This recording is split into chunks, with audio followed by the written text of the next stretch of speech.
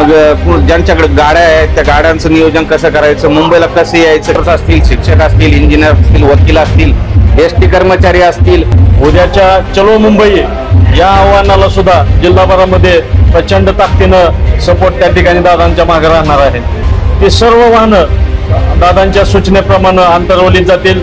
की ज्यांच्याकडे 4 व्हीलर आहे त्यांनी 4 व्हीलर द्यायची, ज्यांचं शक्य नाही झालं की 5-5 लोकांची म्हणजे एक गाडी द्यायची, 5 जणांची व्यवस्था करायची, कोटींच्या संख्येने चला, तर आपापले गाव, तालुके, वाड्या, वस्त्या सर्व काबीज करा। जय शिवराय। संघर्ष योद्धा, मराठा योद्धा मनोज जरांगे पाटील हे धाराशिवच्या दौऱ्यावर आहेत। आज म्हणजे आपला 6 दिवसाचा हा दौरा आहे पश्चिम महाराष्ट्राचा मनोज जरांगे पाटलांचा, आणि पश्चिम महाराष्ट्राच्या वेशीवर धाराशिव या ठिकाणी आपण सध्या आहोत। सकाळी 10 वाजल्यापासून मनोज जरांगे पाटील हे सर्व समाज बांधवांना या ठिकाणी बोलवले।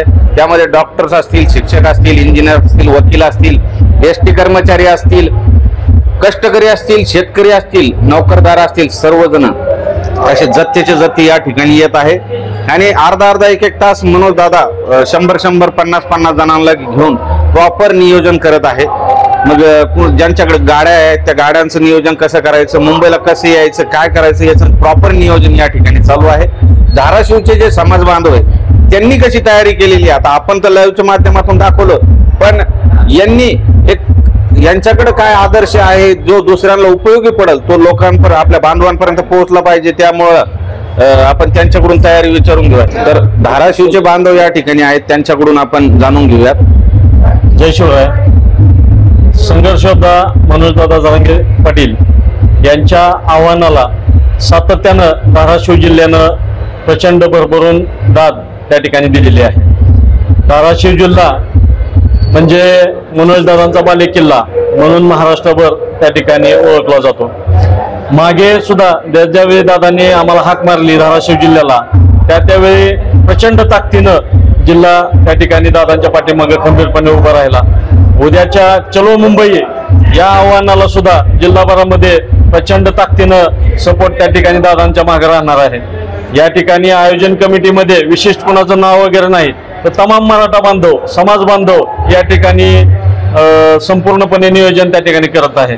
तुळजापूर तालुका, आमच्या जिल्ह्यामध्ये जे 8 तालुके आहेत त्या 8 तालुक्याला कर्मचारी असतील, युवक असतील, वेगवेगळ्या क्षेत्रामध्ये काम करणारे असतील, शेतमजूर असतील, शेतकरी असतील, राजकीय असतील, तर सर्व क्षेत्रातील मराठा बांधव त्या ठिकाणी ताकदीने येणार आहेत। आमच्या जिल्ह्यातून ज्या मराठा बांधवांकडे स्वतःची वाहनं आहेत ते सर्व वाहनं दादांच्या सूचनेप्रमाणे अंतरवलीत जातील, आणि अंतरवलीतून दादांच्या मागं त्या ठिकाणी मुंबईला जिल्ह्यातील बांधव ताकदीने निघणार आहेत। तर मी ह्या सर्व बैठकी ऐकल्या, आणि या ठिकाणचा एक नवीन पायंडा असा आहे की ज्यांच्याकडे 4 व्हीलर आहे त्यांनी 4 व्हीलर द्यायची, ज्यांचं शक्य नाही झालं त्यांनी आपल्या घरातले इतर बांधव पाठवायचे।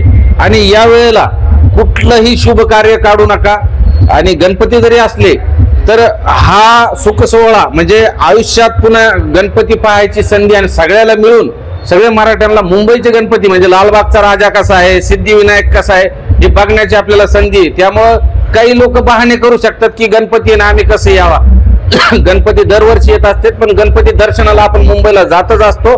तसा एक कारण म्हणून म्हणा, प्रत्येकाने 6 कोटी मराठ्यांनी, आणि आपण नेहमी सांगत असतो 6 कोटीचं गणित, तर मनोज दादा नेहमी सांगतात 58 लाख ज्या आपल्या कुणबीच्या नोंदी सापडल्या, तर मी ते गणितही सांगितलं होतं। 58 लाख जर कुणबीच्या नोंदी असतील तर प्रत्येकाने फक्त 2 माणसं आणायचे, म्हणजे ते झाले 1,16,00,000।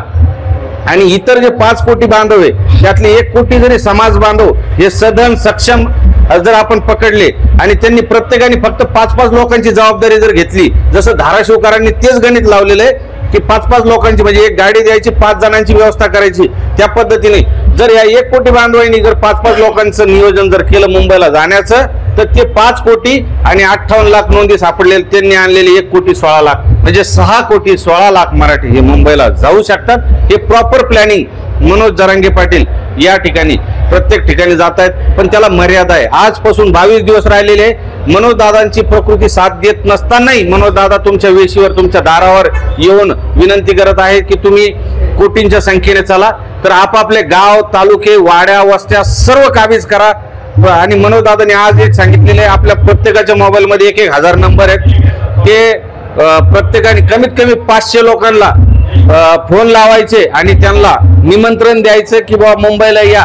अशा पद्धतीने प्रॉपर नियोजन या ठिकाणी चालू आहे. धाराशिवकरांनी फार उत्स्फूर्त असा प्रतिसाद दिला. आम्हाला आज भरून आलं. अशाच पद्धतीचं प्रत्येक जिल्ह्यात नियोजन व्हायला पाहिजे.